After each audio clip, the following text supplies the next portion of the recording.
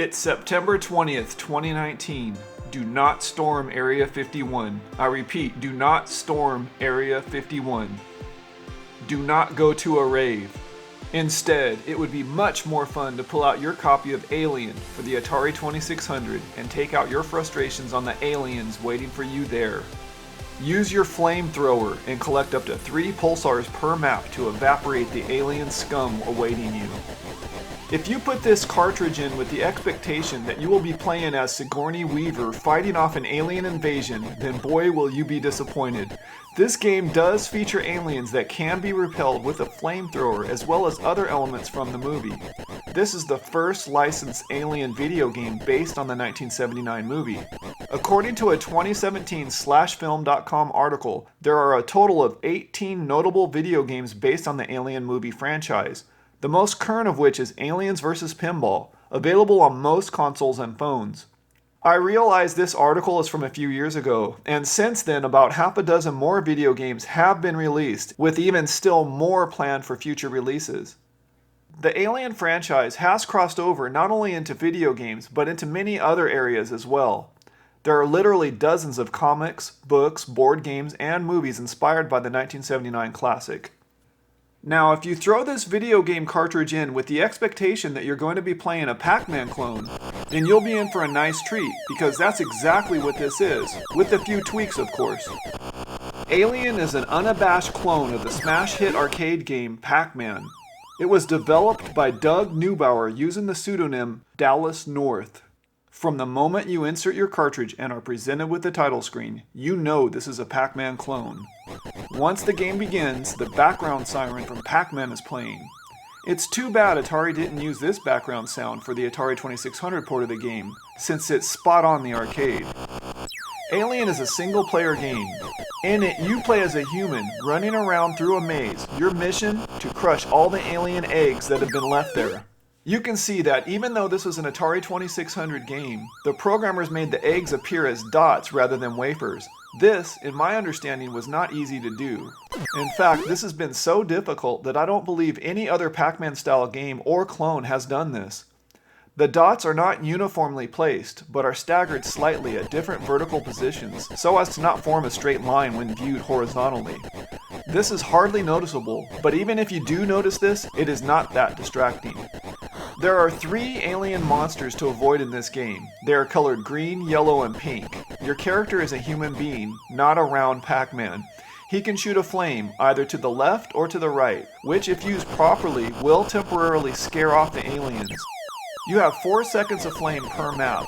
If you use the flame on a pulsar, you can move through it without picking it up, allowing you to save the pulsar to use at a later time. This is the only Pac-Man style game in which Pac-Man carries around a defensive weapon. The alien monsters look like traveling crabs trying to eat you. You have the ability to kill or consume them by finding and collecting the pulsars. There are 3 pulsars on the map, but only one appears at a time. Collecting a pulsar will turn the aliens blue, allowing you to destroy them. Doing this will send them back to their base at the bottom center, giving you more time to smash alien eggs. There can be up to 3 prizes that randomly appear in the center of each map. There is a warp tunnel on the left and right sides of the map which will warp your character to the other side. This will help you to avoid the aliens. Once you completely clear the map, you are presented with a mini-game, much like the Atari 2600 game Freeway, where you must travel from the bottom of the screen to the top, avoiding obstacles without any horizontal movement. This must be accomplished within 8 seconds. Successfully doing so will grant you a nice reward. Failure to do so will simply mean you do not get the reward. You do not lose a life during the bonus round. The game alternates between egg-smashing maps and the bonus rounds until you lose all of your lives, ending the game. A great way to break up the monotony. Your score and lives remaining are displayed on the bottom left portion of the screen. Scoring. According to the manual, each time an alien catches you, 1 human is lost. You score points for smashing eggs and frying aliens with the aid of your flamethrower or pulsar.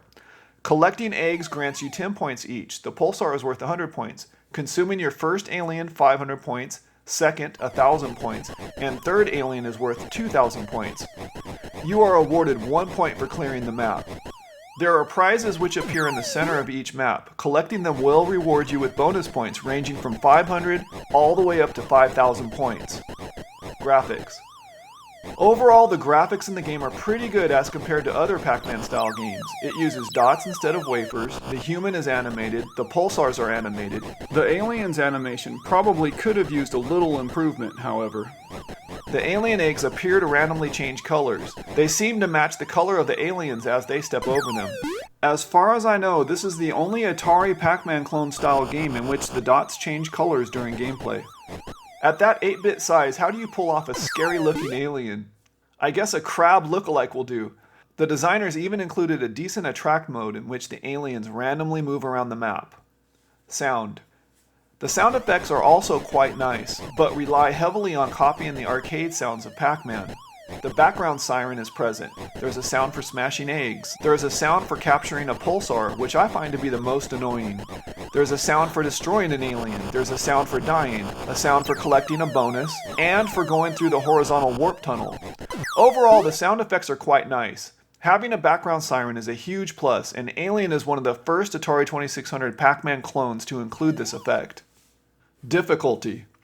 With the left difficulty switch set to A, the aliens randomly move around the map. With it set to B, the aliens move in fixed patterns. With the right difficulty switch on B, the pulsars will turn the aliens blue. In position A, the pulsars are disabled. In general, the difficulty ramps up a little for each level you clear. Game variations. There are a total of 4 game variations, each one affecting the difficulty level of play and the number of humans you start with. In Game Variation 1, you start with 3 humans and receive a bonus human after clearing the second screen. Game Variation 2 is considered advanced gameplay. You begin with 2 humans and receive no bonus humans. Variation 3 is for experts only. You begin with 3 humans and receive no bonus humans after clearing the first screen. In Variation 4, Easy Mode, you start with 6 humans and receive 1 bonus human after clearing the first screen. Bugs. The only obvious bug I noticed had to do with the sound effects. Sometimes when killing or consuming an alien, the sound effect does not play. I believe this may be due to the other sound effects currently playing. World Record. For the purpose of the Twin Galaxies World Record, it appears they used Game 1 with the difficulty switches both set to B. Right difficulty set to B means pulsars are not disabled. Left difficulty set to B means the aliens travel in fixed patterns around the screen. The current world record holder is listed as Mark Felt at 251,916 points. Podcasts. Alien was covered in episode 81 of the Atari 2600 Game by Game podcast. Conclusion. Alien for the Atari 2600 was produced by Fox Video Games and is a fun Pac-Man clone. I really wish I had played this game back in 1982 when it was first released. Instead, I wore out my joystick playing the original Atari 2600 Pac-Man. Alien is definitely a better version of Pac-Man than was Atari 2600 Pac-Man. Once you understand this is a Pac-Man clone with alien themes built in, you can get quite a kick out of it. Highly recommended. Now stay away from Area 51. Go back home and play Alien for the Atari 2600. It's the absolute best place to get your alien fix.